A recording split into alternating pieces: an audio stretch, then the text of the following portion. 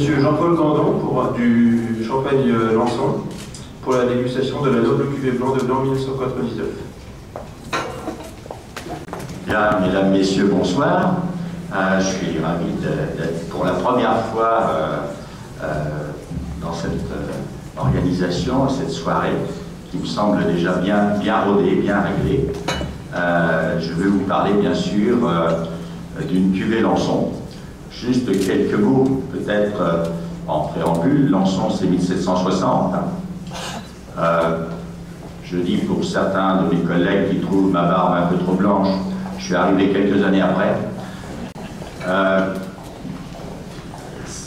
Donc, plusieurs générations de Lançon se sont succédées et on peut dire que Victor Lançon, qui est né en 1892 et qui nous a quittés en 1979, a certainement été un des piliers pour affirmer le style Lançon. Le style Lançon qui est basé essentiellement sur le fruité, la puissance et la fraîcheur. Le fruité car il a toujours affirmé que ces vins devaient préserver toute l'acidité naturelle des raisins. D'où le choix de notre filière de ne pas faire la fermentation malolactique. La puissance parce que Lançon a toujours eu une grande implantation dans la montagne et donc fait appel, même si la cuvée que je vais vous présenter ce soir est tout autre, il a toujours fait appel, notamment pour son brut, à une majorité de pinot noir et de pinot noir très structuré. Et la fraîcheur, bien sûr, vous l'avez compris, le fait de préserver l'acide malique dans nos cuvées, dans toutes nos cuvées, nous permet effectivement d'avoir ce supplément de fraîcheur qui vient rééquilibrer en quelque sorte cette puissance à l'attaque en bouche et pour finir donner cette sensation d'avoir à la fois de l'expression, du caractère, mais une certaine élégance et une certaine vivacité en finale qui nous incite, et on l'espère, en tout cas, on espère que nos clients auront cette réaction qui incite à la fin, avec cette excitation des papilles, à en prendre une deuxième coupe.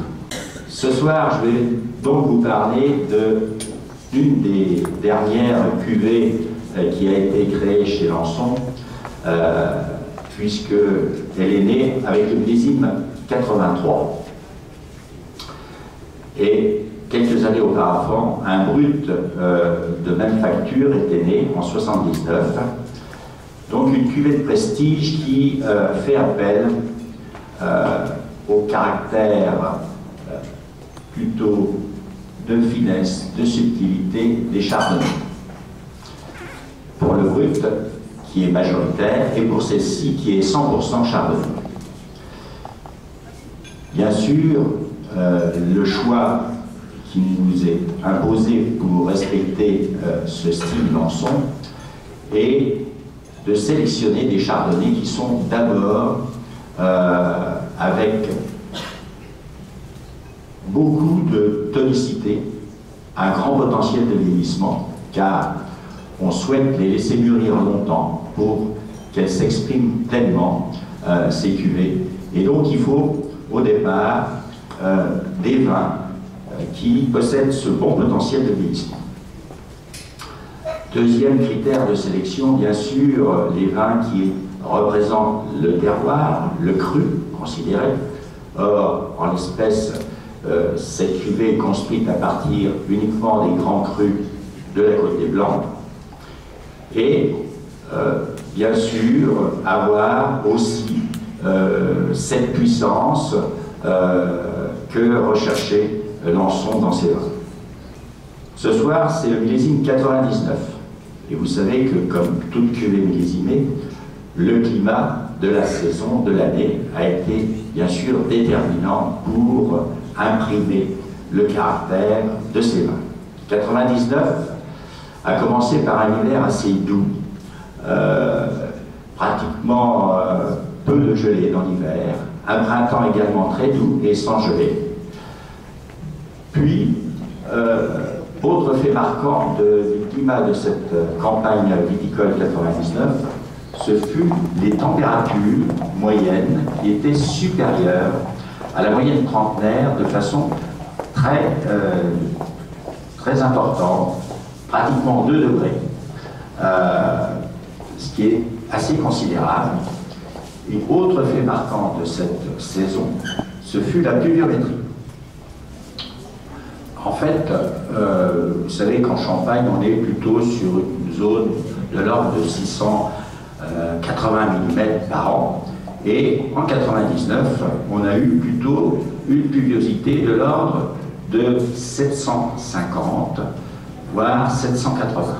Donc nettement supérieure. Donc on peut dire que, pour faire un peu court sur ce climat, ce fut une année qui a débuté dans la douceur, puis ensuite avec des températures relativement élevées, surtout en été, juillet, août et première quinzaine de septembre.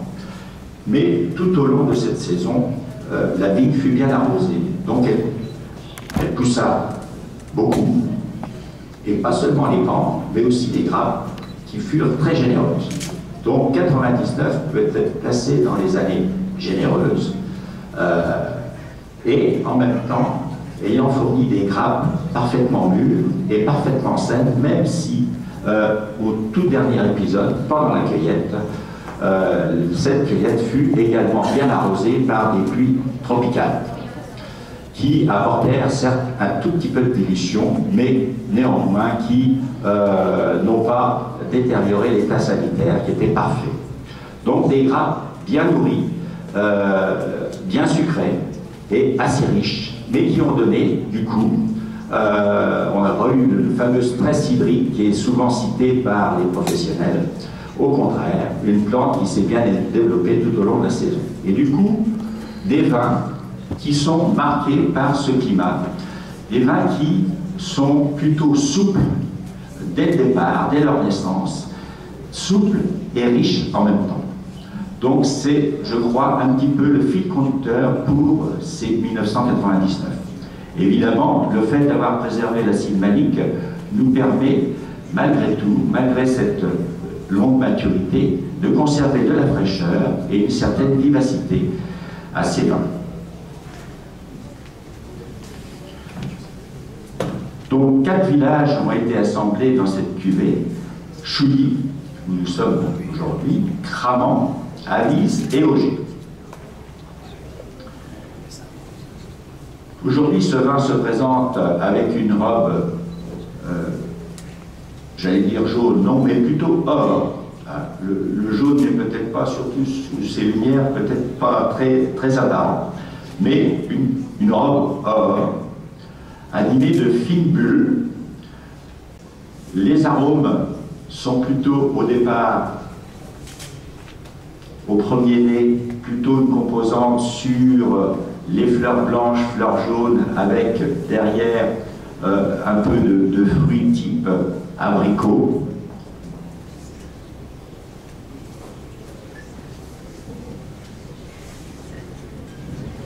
Derrière, je pense au brassage, on peut sentir aussi quelques notes miellées et quelques notes d'agrumes, un petit peu avec un côté un tout petit peu confit qui est naissant sur les agrumes. Et c'est ce mélange ce mariage entre les notes un petit peu miellées et cette composante agrumes sur le point de confire qui donne un mariage assez intéressant et assez complexe.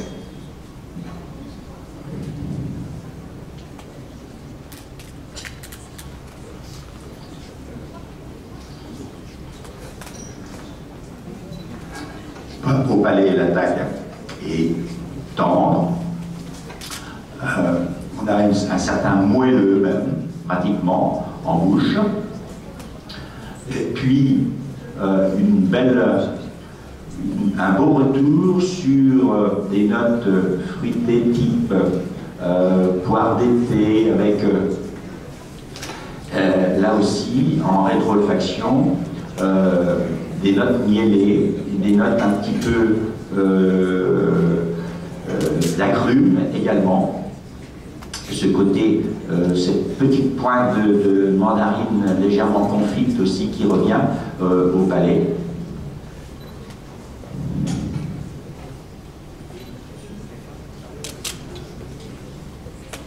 Et malgré cette attaque tendre, souple et moelleuse, on finit quand même sur une note de fraîcheur qui sous-tend l'ensemble et qui signe un petit peu cette cuvée l'ensemble. Voilà. Donc c'est plutôt à ce stade, je pense, c'est à la fois, bien sûr, une cuvée que l'on peut apprécier à l'apéritif, mais qui constitue aussi des mariages intéressants avec des premiers plats, de type coquille Saint-Jacques, de type langoustine, des choses comme ça assez goûteuses. Voilà, j'ai terminé.